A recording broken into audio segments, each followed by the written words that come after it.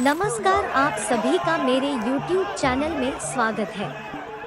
आज हम बात कर रहे हैं ईरान प्रोटेस्ट की और हम आपको स्पष्ट रूप से बताने जा रहे हैं कि ईरान में विरोध प्रदर्शन किस बात को लेकर है। इस वीडियो को लाइक, शेयर और सब्सक्राइब करना ना भूलें। दर्जनों शहर विरोध प्रदर्शनों में उलझे हुए हैं, जो हिरासत में एक युवती की मौत से प्रेरित थे, लेकिन धार्मिक नियमों और एक रॉक बॉटम अर्थव्यवस्था पर गुस्से के बीच यह बढ़ गया है। देश की नैतिकता पुलिस की हिरासत में एक युवती की मौत के जवाब में ईरान भर के शहरों में सरकार विरोधी विरोध प्रदर्शन ने एक राष्ट्रीय तंत्रिका पर प्रहार किया है।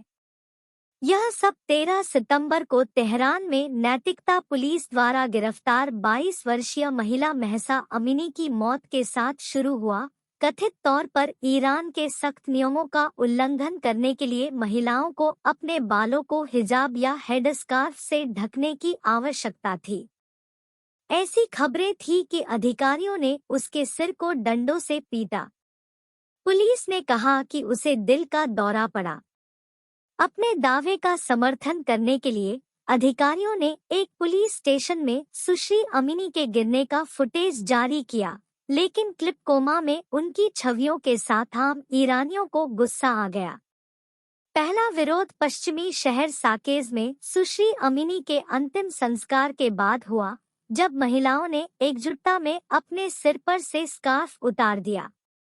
तब से विरोध तेज हो गया है और अधिक स्वतंत्रता से लेकर राज्य को उखाड़ फेंकने की मांग की जा रही है। प्रदर्शन दर्जनों शहरों में फैल गए हैं और कई लोगों के हताहत होने की सूचना है। सरकार ने गुरुवार को कहा कि पिछले सप्ताहांत से शुरू हुई अशांति के बाद से 2 सुरक्षा अधिकारियों सहित 17 लोग मारे गए हैं। अधिकार समूहों का कहना है कि तोल अधिक होने की संभावना है। विरोध प्रदर्शनों में बड़ी संख्या में महिलाएं शामिल हैं, जिन्होंने शुरुआत में सरकार की अवहेलना और देश के हिजाब कानून को लागू करने के दुर्लभ प्रदर्शन में सड़कों पर उतरे, जो महिलाओं के लिए ढके हुए बालों और ढीले कपड़ों को अनिवार्य करता है। प्रदर्शन व्यापक हो गए हैं। अमेरिकी नेतृत्व वाले प्रतिबंधों के वर्षों के बाद अपनी जीवन स्थितियों पर सामान्य ईरानियों के गुस्से को प्रतिबिंबित करने के लिए मांगों के साथ साथ व्यापक भ्रष्टाचार और आर्थिक कुप्रबंधन के साथ साथ बड़े पैमाने पर प्रदर्शन हो गए हैं। एक युवती की मौत ने लंबे समय से चल रहे गुस्से को प्रज्वलित किया। महसा अमीनी, जो कि जीना नाम से भी जानी जाती है, पिछले हफ्ते कुर्दिस्तान के उत्तर पश्चिमी प्रांत में अपने घर से तेहरान की यात्रा पर अपने परिवार के साथ थी, जब उसे हिजाब कानून का उल्लंघन करने के आरोप में गिरफ्तार किया गया था। 1981 में इस्लामी क्रांति के बाद यह कानून लागू हुआ। ईरान में कई महिलाओं द्वारा इसे लंबे समय से चुनौती दी गई है और आमतौर पर पूरे देश में इसका उल्लंघन किया जाता है। 22 वर्षीय सुश्री अमीनी की हिरासत में रहने के 3 दिन बाद नैतिकता पुलिस की हिरासत में मृत्यु हो गई, जो देश के सख्त इस्लामी नियमों को लागू करती है। ईरान के सुरक्षा बलों ने एक बयान जारी कर कहा कि हिजाब नियमों पर प्रशिक्षण प्राप्त करते समय सुश्री अमीनी डिटेंशन सेंटर में दिल का दौरा पड़ने से गिर गई थी। समाचार रिपोर्टों के अनुसार उसके परिवार ने इस दावे का खंडन करते हुए कहा कि गिरफ्तारी से पहले वह पूरी तरह से स्वस्थ थी। उसकी मौत ने जल्दी से एक राष्ट्रीय तंत्रिका को झकझोर कर रख दिया और धार्मिक कानूनों पर जनता के लंबे समय से सुलगते गुस्से को एक मानवीय चेहरा दे दिया। सोशल मीडिया पर पोस्ट किए गए वीडियो और बीबीसी की फारसी सेवा द्वारा दिखाए गए वीडियो में हिजाब कानून का विरोध करने के लिए कई महिलाओं ने अपने सिर को फाड़ दिया और जला दिया। एक व्यापक रूप से प्रसारित वीडियो दक्षिण पूर्व में केरमन शहर से एक महिला को एक गर्जनापूर्ण भीड़ के सामने अपने बाल काटते हुए दिखाया गया है। जैसा कि देश में गुस्से ने जकड़ लिया है, अधिक से अधिक ईरानी प्रदर्शनों में शामिल हो गए हैं। संकट को सरकार के साथ व्यापक निराशा के लिए एक आउटलेट में बदल दिया है। कई लोगों ने दूरगामी धार्मिक प्रतिबंधों को खत्म करने का आह्वान किया है, जो यह नियंत्रित करते हैं कि लोग कैसे कपड़े पहनते हैं, वे अपने घरों में कैसे मेलजोल करते हैं और क्या पीते हैं और क्या खाते हैं। यहाँ तक कि कुछ रूढ़िवादियों ने भी उस कॉल को उठाया है, यह तर्क देते हुए कि नियमों का उल्लंघन करने और उन्हें बलपूर्वक थोपने से धर्म के प्रति आक्रोश फैल गया है। विश्लेषकों का यह भी कहना है कि वर्षों की आर्थिक गिरावट ने कई ईरानियों के धैर्य को बढ़ा दिया है, जो हाल के वर्षों में समय समय पर विरोध में सड़कों पर उतरे हैं। ईरान की अर्थव्यवस्था वर्षों से सबसे निचले पायदान पर है। देश के परमाणु और मिसाइल कार्यक्रमों के जवाब में अमेरिकी नेतृत्व वाले प्रतिबंधों ने ईरान के लिए अपना तेल बेचना और वैश्विक वित्तीय प्रणाली तक पहुंच को कम करना कठिन बना दिया है, और भ्रष्टाचार और आर्थिक कुप्रबंधन व्याप्त है। ईरानी लंबे समय से लगातार बढ़ती महंगाई, भोजन की कमी और आपूर्ति में व्यवधान और नौकरियों की कमी के अधीन है। कितने लोग मारे गए हैं? बीबीसी और अन्य स्वतंत्र मीडिया को ईरान के अंदर से रिपोर्टिंग करने से रोक दिया गया है, जिससे यह सत्यापित करना मुश्किल हो जाता है कि सरकारी मीडिया क्या दावा कर रहा है। सोशल मीडिया कार्यकर्ता और मानवाधिकार समूह एक तस्वीर प्रदान करने में मदद करते हैं। हालांकि अधिकारियों ने इंटरनेट और फोन सेवाओं को बाधित कर दिया है। नॉर्वे के एक समूह ईरान ह्यूमन राइट्स ने कहा है कि 29 बच्चों सहित कम से कम 234 लोग सुरक्षा बलों द्वारा मारे गए हैं। सुरक्षा बलों ने शांतिपूर्ण प्रदर्शनकारियों को मारने से इनकार किया है, लेकिन उन्हें सड़कों पर गोला बारूद फायरिंग करते हुए फिल्माया गया है। कितने लोग मारे गए हैं? बीबीसी और अन्य स्वतंत्र मीडिया को ईरान के अंदर से रिपोर्टिंग करने से रोक दिया गया है, जिससे यह सत्यापित करना मुश्किल हो जाता है कि सरकारी मीडिया क्या दावा कर रहा है।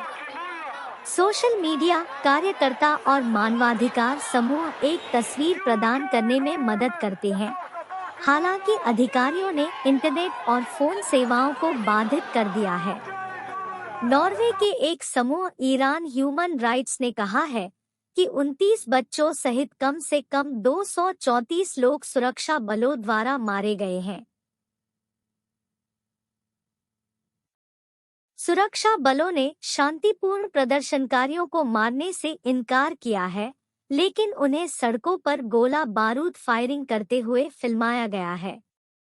अधिकारी अभ्यास बल के साथ जवाब दे रहे हैं। कई कटु ईरानियों ने अपनी शत्रुता को देश की सरकार की प्रणाली के केंद्र की ओर निर्देशित किया है।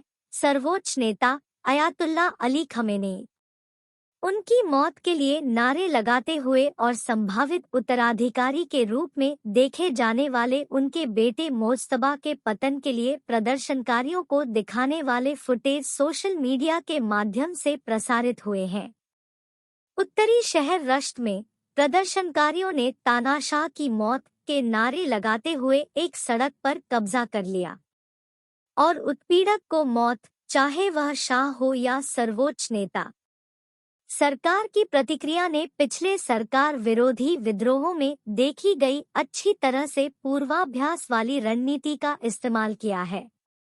सोशल मीडिया के माध्यम से आने वाले वीडियो में प्रदर्शनकारियों को दंगा पुलिस अधिकारियों की बड़ी तैनाती के खिलाफ विरोध करते हुए दिखाया गया है, जिन्होंने उन पर गोलियां चलाईं, पानी की तोपों का इस्तेमाल किया और प्रदर्शनकारियों को डंडों से पीटा।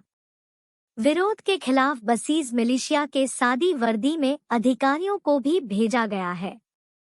कुर्दिस्तान ह्यूमन राइट्स नेटवर्क के अनुसार अकेले कुर्दिस्तान के उत्तर पश्चिमी प्रांत में कम से कम 17 प्रदर्शनकारी मारे गए हैं, जिसने पीड़ितों के नाम और तस्वीरें ऑनलाइन पोस्ट की हैं। एक अन्य अधिकार समूह हिंगाफ के अनुसार कुर्द प्रांत में कम से कम 733 लोग घायल हुए हैं और 600 से अधिक लोगों को गिरफ्तार किया गया है। सरकार द्वारा जारी किए गए आंकड़ों में यह विवरण शामिल नहीं था कि हताहत कहां हुए थे। विरोध प्रदर्शनों में ढील के कोई संकेत नहीं दिख रहे हैं।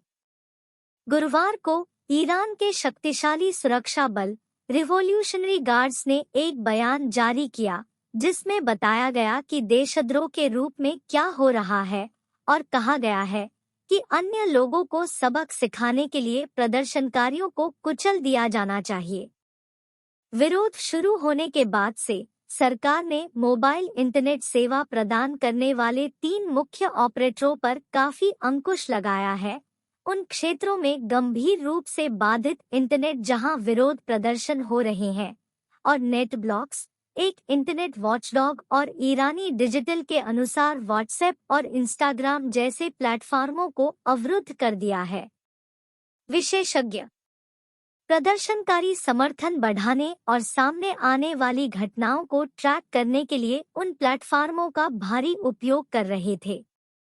कई निवासियों के अनुसार तेहरान में रात में बिजली काट दी गई, जिससे मध्य और शहर के कुछ इलाकों में सड़कों पर अंधेरा छा गया, जहां विरोध अधिक तीव्र था। ईरानी महिलाओं ने लंबे समय तक अपने अधिकारों के लिए लड़ाई लड़ी है और इसके लिए उन्हें दंडित किया गया है।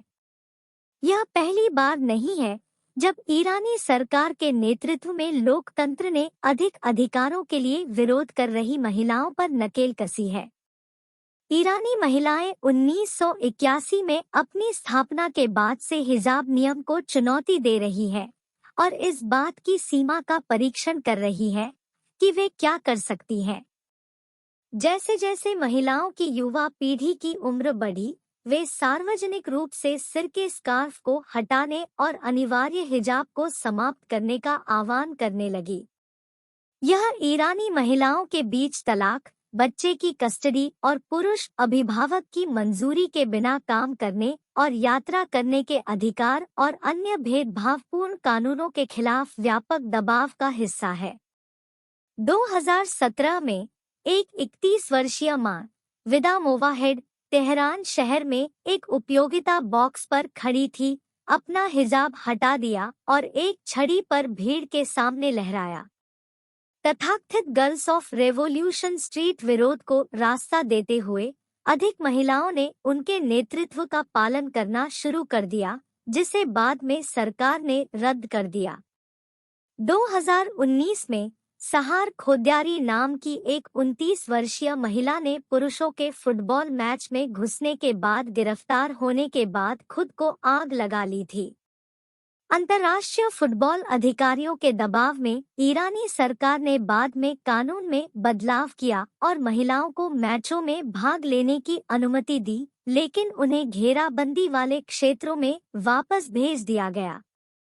उसी वर्ष एक प्रमुख ईरानी वकील नसरीन सोतौदेह, जिन्होंने अपने सिर के स्कार्फ को हटाने वाली महिलाओं का बचाव किया था, को 38 साल की जेल और 148 कोड़े मारने की सजा सुनाई गई थी, जो सिस्टम के खिलाफ साठगांठ और अयातुल्ला खामेनेई का अपमान करने के आरोप में थी।